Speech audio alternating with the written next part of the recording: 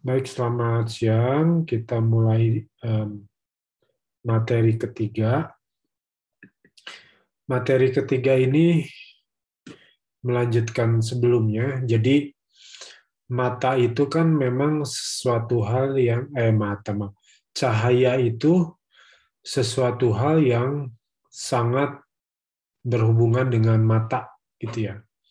Nah, di materi hari ini, saya akan sedikit mengupas mata secara fisiologis, kemudian secara psikologis juga, karena ada persepsi nanti, gitu kan. Persepsi terhadap apa yang diterima mata itu masuk ke dalam retina itu semua sama, tapi ada persepsi yang itu dipengaruhi pengalaman dan dipengaruhi perasaan. Gitu. Nah, materi ini bicara tentang mata, mungkin sedikit menyinggung kayak seperti belajar biologi ya, karena mata itu secara fisiologi ada susunannya. Nanti kan ada mulai dari lensa bagian depan, kemudian bagian penerima, reseptor. Nah, dalam bagian mata itu ternyata ada dua batang, ada batang yang menerima warna hitam putih, sensorin. Ada batang yang menerima warna. Gitu. Nah, itu fungsinya nanti beda-beda ya. Fungsinya beda-beda karena memang mata ciptaan Tuhan yang tidak bisa diduplikasi oleh lensa secanggih apapun. Nah, hari ini ada fisiologi tentang mata, kemudian kinerja mata manusia, sama persepsi terhadap sebuah objek ketika kita melihat sebuah benda.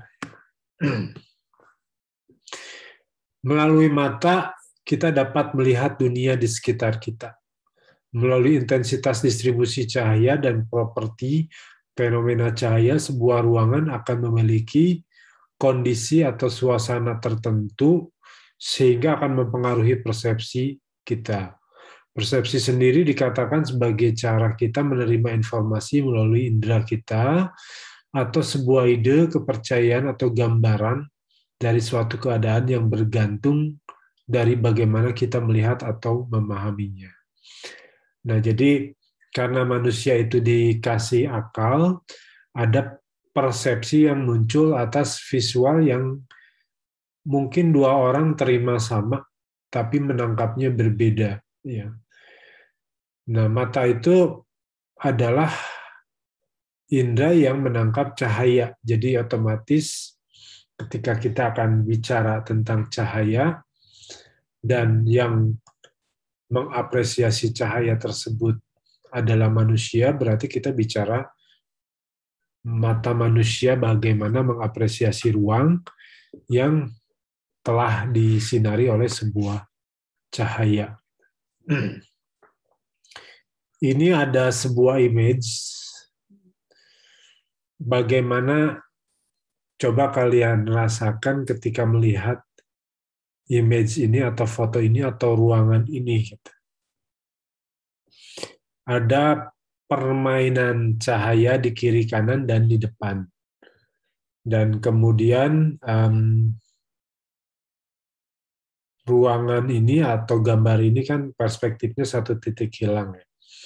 Ketika mata kita melihat ini, ada focal point tertentu yang fokus pas buka tuh langsung melihat ke arah situ.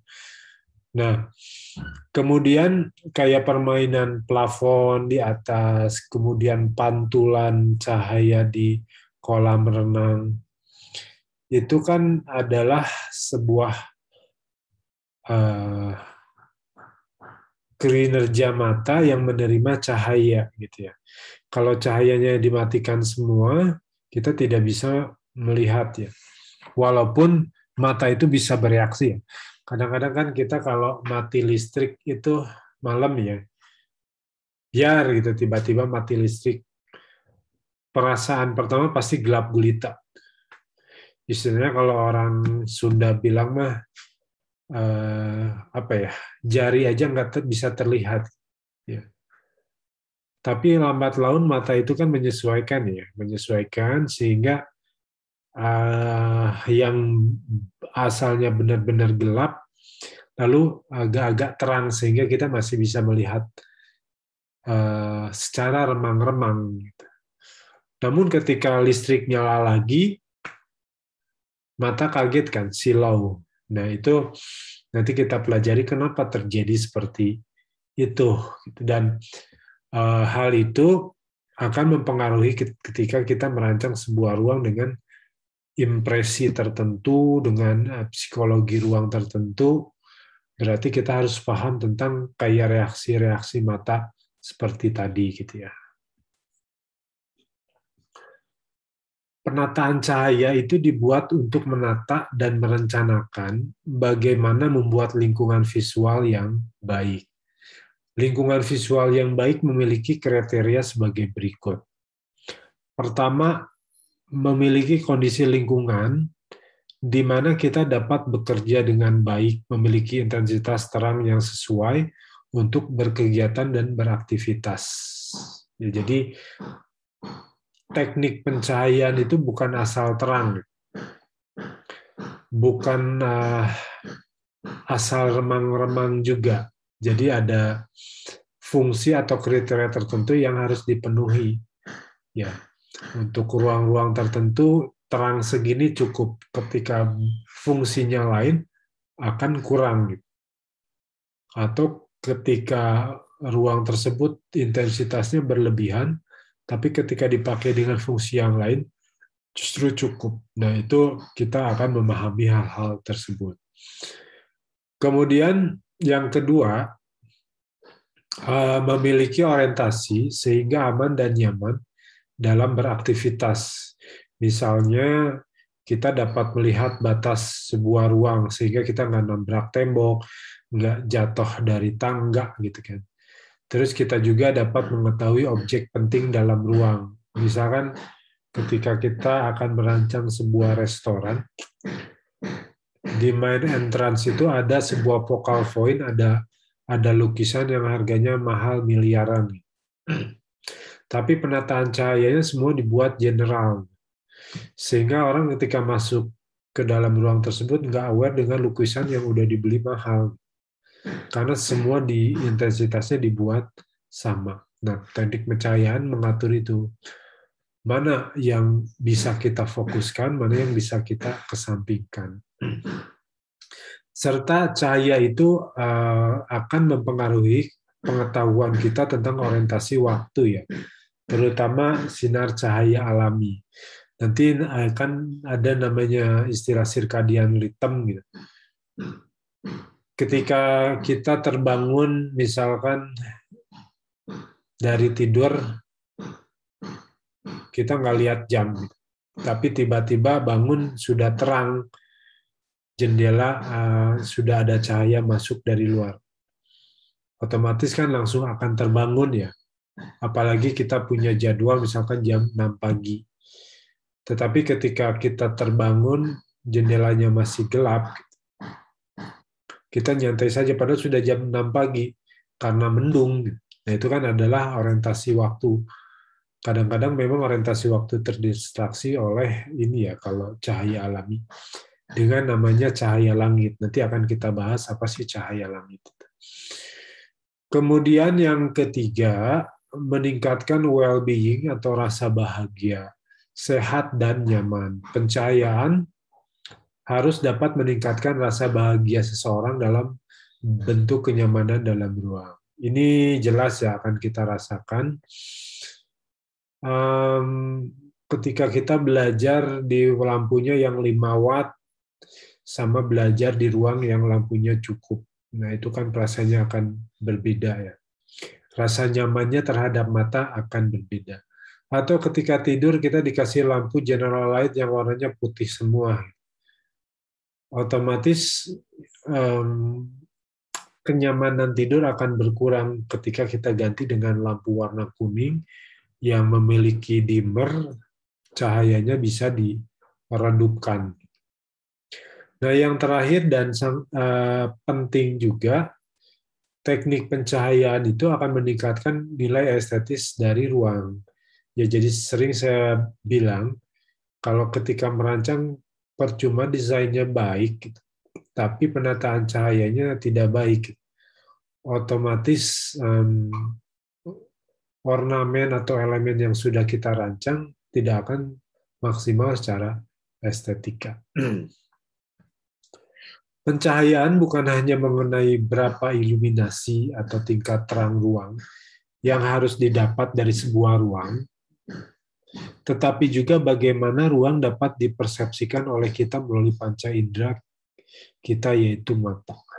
Oleh karena itu, mengetahui bagaimana mata sebagai panca indera membentuk lingkungan visual itu penting dibahas. Jadi tadi sudah diterangkan di awal, kenapa kok mata kuliah pencahayaan di desain interior ngomongin mata. Ya memang mata adalah alat kita menangkap cahaya, ya kita harus tahu gitu. Karena ada namanya persepsi visual.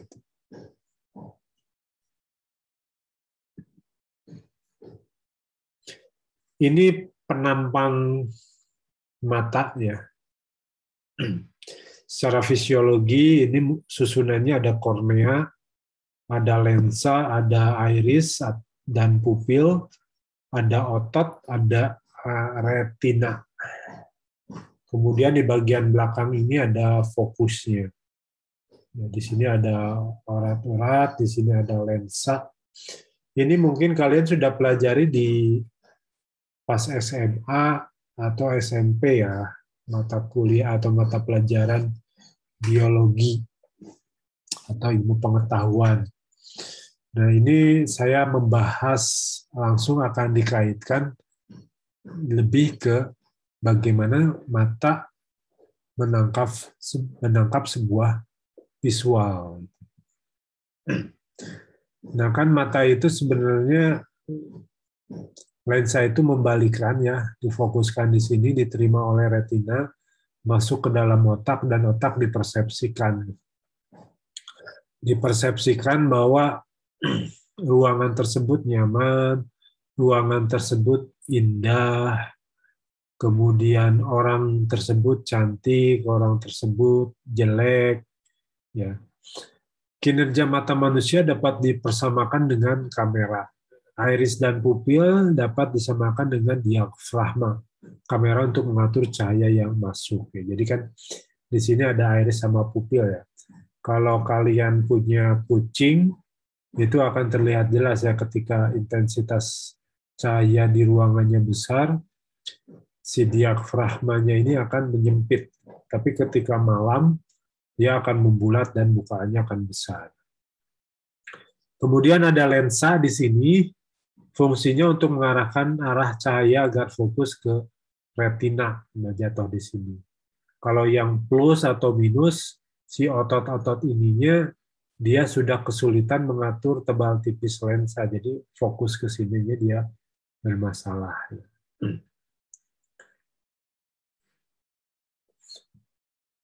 Ada kornea. Kornea itu bagian depan sini ya, harus itu lensa terluar, itu melindungi bagian dalam dari mata terhadap bakteri atau paparan sinar UV. Nah, kalau orang yang sudah manula itu kan ada namanya si korneanya itu berkabut ya. Nah, itu bisa di lasik ya. Kornea juga berfungsi sebagai lensa paling luar dari mata yang seperti jendela yang mengontrol dan memfokuskan cahaya untuk masuk ke dalam mata. Nah, ini tadi pupil, ini iris. Iris itu ya warna mata ya, ada yang biru, ada yang hijau, ada coklat, ada yang hitam, tergantung rasnya. Ini bagian lensa mata yang menerima.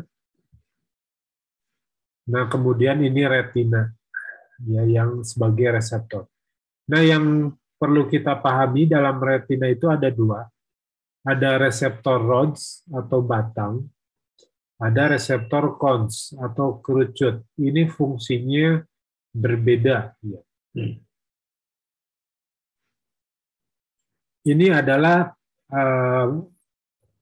pembesaran dari sebuah retina. Jadi yang hijau ini reseptor yang batang, yang biru ini adalah yang model cons atau kerucut. Nah ini yang kayak spon adalah sensor-sensor. Kedua reseptor ini atau penerima dari cahaya itu fungsinya berbeda. Jadi reseptor batang itu reseptor yang sangat peka terhadap cahaya. Reseptor ini aktif apabila tingkat iluminasi berada di bawah 1 lux, berarti sangat redup. Kegunaan utama reseptor ini adalah untuk penglihatan pada malam hari. Reseptor ini tidak peka terhadap warna, kontur, dan tekstur, serta benda yang kurang terang menjadi terlihat pada kondisi kurang cahaya.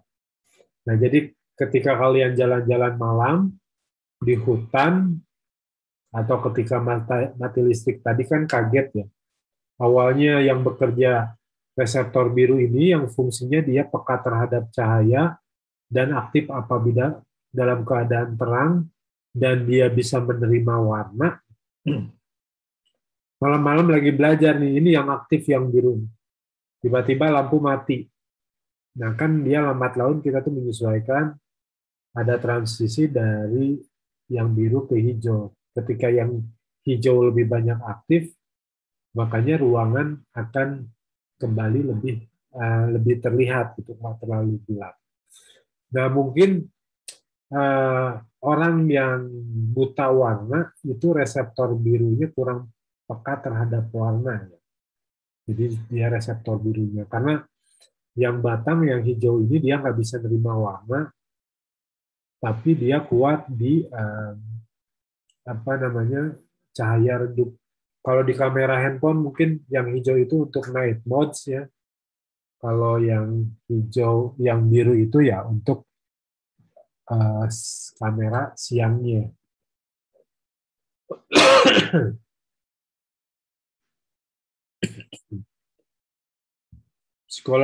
Fisiologi manusia. Penglihatan yang banyak mengandalkan reseptor batang. Sebentar ya, saya minum dulu.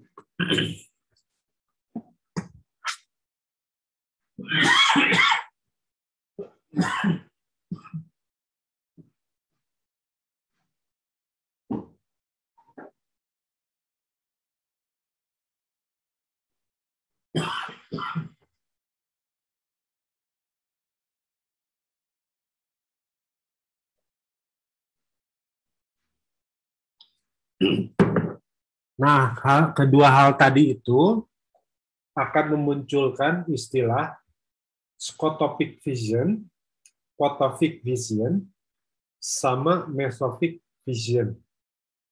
Nah, itu nanti bisa kita pakai istilah ini untuk membuat sebuah ambient light. Yang pertama saya jelaskan photopic vision. Jadi ini adalah penglihatan yang mengandalkan banyak reseptor batang, di mana hanya reseptor batang yang diaktifkan. Misalnya penglihatan kita pada malam hari, di mana cahaya paling sedikit. Jadi kalau jalan-jalan di taman malam, ada cahaya redup dari jalan, kita bisa melihat pohon dan lain-lain. Itu namanya scotopic vision. Jadi suasananya scotopic vision. Yang kedua adalah photopic vision, penglihatan yang banyak mengandalkan tadi yang kerucut yang biru, di mana reseptor ini paling aktif, ya biasa dipakainya di siang hari. Nah yang terakhir itu mesopic vision itu adalah campurannya, banyak kita pakai saat twilight.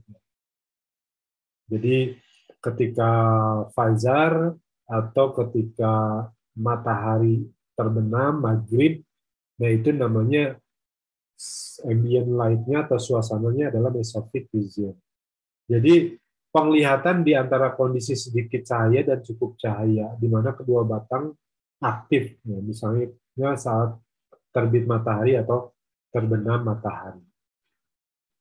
Nah ini image photopic vision. Ketika kalian melihat ini, kalau kita sedang melihat lensa komputer sih ya photopic vision ya, walaupun suasananya mungkin seperti ini karena kita masih melihat cahaya. Tapi dalam kenyataannya ya inilah ya photopic vision. Nah kemudian ini mesophic vision di mana suasana twilight atau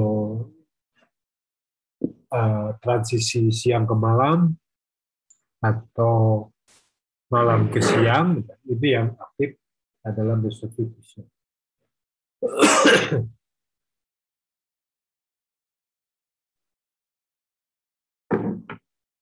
Sampai di sini ada yang mau ditanyakan nih?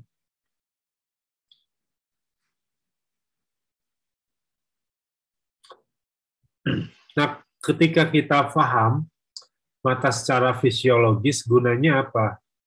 Kita ketika membuat sebuah ruangan, misalkan kalau dulu zaman musim diskotik gitu ya, kalau kita masuk ke sebuah diskotik itu kan dari luar ya, dari luar tuh suasananya biasanya kan malam atau siang hari juga ada yang buka.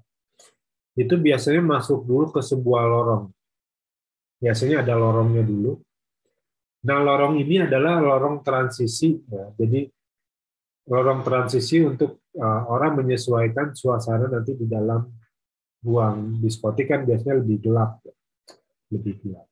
Nah, lorong transisi ini juga selain biar mata nggak kaget ketika masuk dari terang ke gelap atau sebaliknya, itu memberikan suasana ruang yang uh, ruang transisi yang orang nggak akan istilahnya smooth ya, istilahnya tidak kaget. Nah, kayak seperti ini sebuah lorong ya. Jadi ada istilah namanya adaptasi dari sebuah mata. Karena retina mata kita itu menggunakan dua bagian tersebut ya. Tadi ada yang hijau dan biru. Ketika kita berjalan dari sebuah lorong gua, dari gelap, bagian sininya gelap, kita akan keluar ruangan yang terang. Nah itu kalau tiba-tiba terang kan kaget mata, seperti kayak kegiatan mati listrik tadi ya. Saya itu kalau malam tidur ya, ketika listrik mati itu kerasa dan kebangun, walaupun lagi merem itu aneh. Karena memang ada mungkin ya adaptasi mata yang kaget gitu ya. Dari saya kalau tidur lampu nyala walaupun redup nggak full mati, tiba-tiba mati semua itu kadang-kadang kebangun. Nah ini jadi konsep ini kalian bisa pelajari sehingga ketika merancang gimana sih membuat desain yang nggak bikin mata kaget. Nah ini transisinya bisa dilihat di bagian ini ya, bagian atas ini ada transisi cahaya yang lembut ke intensitas yang tinggi. Tapi kalau dari bagian lantai, karena cahaya mataharinya jatuh langsung ke lantai, ini nggak ada transisi. Gitu. Jadi si dari gelap terangnya sangat jelas. Nah, kita dalam desain bisa memakai dua sistem ini. Gitu. Kalau kita pengen bikin sebuah focal point dalam sebuah ruangan, bikin aja kontras warna.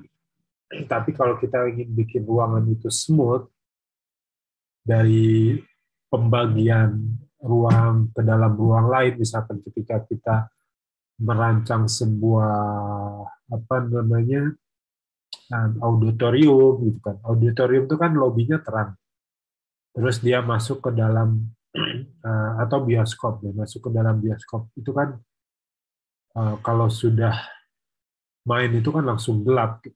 Tapi orang kebanyakan kalau bioskop masuk sih dalam kondisi masih belum main, itu cahaya masih ada kan, tapi redup, gitu. Redup. Ketika main tuh kan film main di depan, lampu general itu kan kalau bioskop itu nggak langsung mati, dia pakai dimmer, meredup, meredup, meredup, akhirnya mati. Nah itu karena secara fisiologi mereka menyadari mata nggak bisa langsung dapat cahaya gelap. Lalu ada adaptasi mata juga terhadap glare ya, atau silau. Kalian pasti pernahlah mengalami silau di pagi hari atau sore hari, atau pantulan dari kendaraan.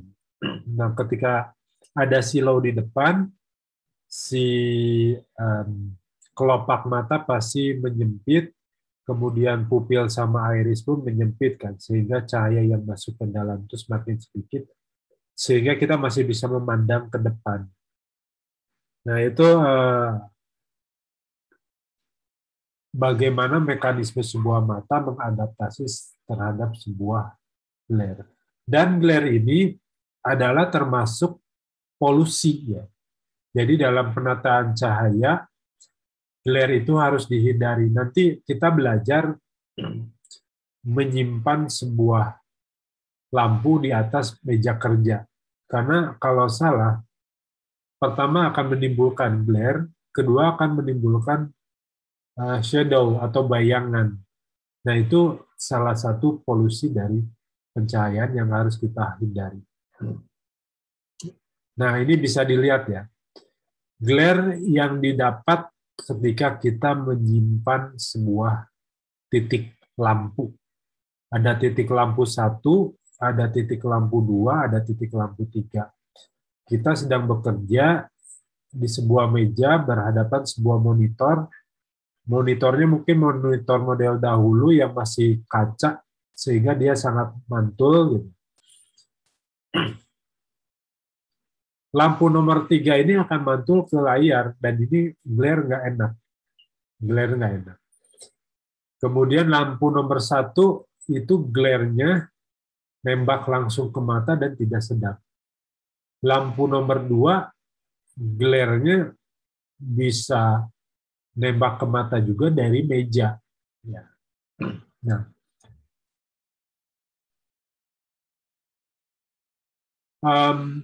jadi glare itu ada yang direct, ada indirect. Yang indirect itu yang contohnya 2 dan 3. Yang direct itu dari yang 1. Nah, ini yang kita harus hindari ketika kita merancang sebuah pencahayaan dalam ruang. Jadi udah misalkan merancang perpustakaan, desainnya bagus, milih lampunya bagus, tingkat terang iluminasinya bagus, tapi penataannya salah. Akhirnya menimbulkan polusi glare. Nah, ini contoh glare juga dari sebuah titik lampu. Sebelah kiri itu yang benar, sebelah kanan itu yang salah. Jadi gimana yang benar? Yang benar itu posisi lampu kalau ditaruh di atas, lampunya model direct, itu pantulannya kan sudut pantul dan sudut datang itu biasanya sama. Arahnya akan keluar atau ke depan sehingga tidak ke arah mata. Kalau yang sebelah kanan, lampunya ditaruh jauh di depan, walaupun dia tidak dapat glare langsung dari lampu karena ada cupnya di sini, tapi dia dapat glare dari meja. Kecuali mungkin material mejanya yang matte ya, bukan material meja yang glossy. Kalau yang bawah ini ada lampunya di sini, model kayak hidden gini. Kalau yang berdiri di sini dia aman. Nah, ini meja kasir misalkan. Pantulannya dia ke badan cukup. Nah, kalau ini dia terlalu dekat, pantulannya malah banyak ke mata sehingga dia tidak nyaman bekerja.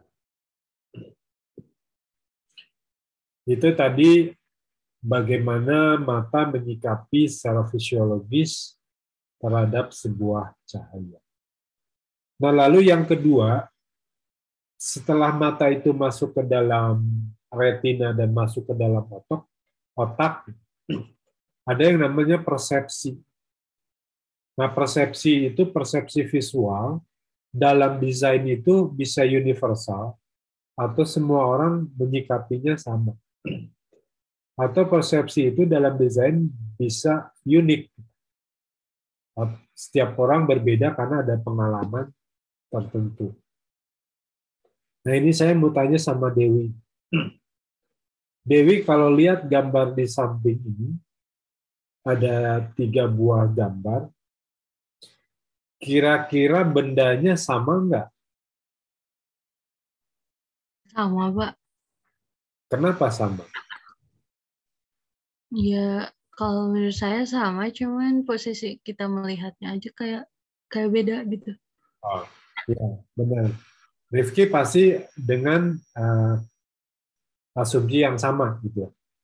Bahwa ada gambar 1, 2, 3 adalah sama, ini kotak, kertas kotak dilubangin.